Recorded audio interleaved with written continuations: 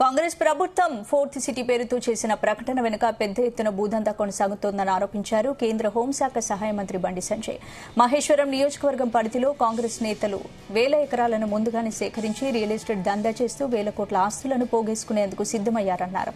ధరణి పేరుతో దాదాపు 2 లక్షల కోట్ల స్కామ్ జరిగిందని ఆరోపించారు. హైదరాబాద్ గుర్రంగూడలో బోనాల ఉత్సవాల్లో పాల్గొన్నారు బండి సంజయ్. హిందువుల పండుగలకు కాంగ్రెస్ ప్రభుత్వం పైసలివ్వదని ఫైర్ అయ్యారు. సెక్యులరిజం పేరుతో ఒక మతానికే కొమ్ము కాస్తూ కోట్లు ఖర్చు చేస్తోందన్నారు.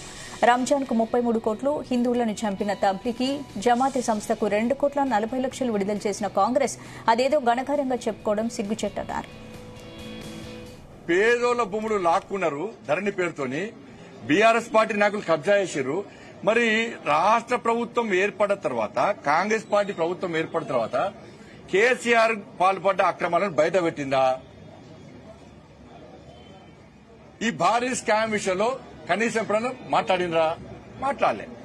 వాళ్ళు ధరణి అన్నారు, వీళ్ళు భూమాత అంటున్నారు. ఇప్పుడు భూమాత పేరుతో భూమి మీద ఒక్క గజం కూడా మిగిలిస్తారు వీళ్ళ. వాళ్ళు గుడి మింగితే గుడి లింగాన్ని మింగటోళ్ళు వీరు. తోకలేదు వీళ్ళు. అంతే వీళ్ళు పేరు మాత్రం భూమాత. నేనేమంటున్నానంటే ధరణి విషయంలో గత ప్రభుత్వం మీద ఆరోపణలు వచ్చినాయి. పెద్ద స్కామ్ జరిగింది. పేదల ఆస్తులు తీసుకున్నారు. అసైన్ పేరుతో ఆస్తులు దోసుకున్నారు. వాటిని కేసీఆర్ కుటుంబంతో బీఆర్ఎస్ పార్టీ ఆస్తులు దోసుకున్నారు. దాని మీద శ్వేతపత్రం విడుదల చేయాలి డిమాండ్. మీరు భూమాత గాని భూమేత గాని ఏం పెట్టినా కూడా మేము ప్రజలు నమ్మరు. అది మళ్ళా మీ మేత కోసమే. దీని మీద కేసీఆర్ అప్పుడు ధరణి విషయంలో జరిగిన స్కామ్ మీద విచారణ జరిపే దమ్ము మీకుందా? ఎందుకు జరుగుతలేదు? ఎందుకు వెనుకడి చేస్తారు? ఎలక్షన్ ముందు ఎందుకు మాట్లాడారు, ఎందుకు మాట్లాడలేరు? కాబట్టి ఈ విషయంలో ప్రభుత్వం ముందు రావాలి. ఇలా మళ్ళా మీరు ఆస్తులు సంపాదించుకోవడం కోసం అస్తమాత్రం ఈ చూడండి. ప్రతిసారి ఇప్పుడు ధరణి అంట కదా, ఈ ఇష్యూ నడుస్తుంటారు కదా, మీరు సాయంత్రం వరకు న్యూస్ పెడతా ఉంటారు. మెల్లంగా ఏం చేస్తారంటే ఇష్యూ డైవర్ట్ చేస్తారు. మళ్ళీ కొత్త విషయాలు తీసుకొస్తారు వాళ్ళు. ఇప్పుడు మేము అవినీతి ఆరుగా మాట్లాడతారు. రుణమాఫీ అన్నారు. రుణమాఫీ ఏం జరిగిందన్నా? రుణమాఫీ 1,50,000 లోపు రుణమాఫీ బీఆర్ఎస్ పార్టీ ప్రభుత్వంలో ఎంతమంది అన్నారు? 30 లక్షల మంది అన్నారు. ఇప్పుడు ఎంతమందికి వచ్చింది అది? 18 లక్షలు. 19 లక్షలు 12 లక్షలు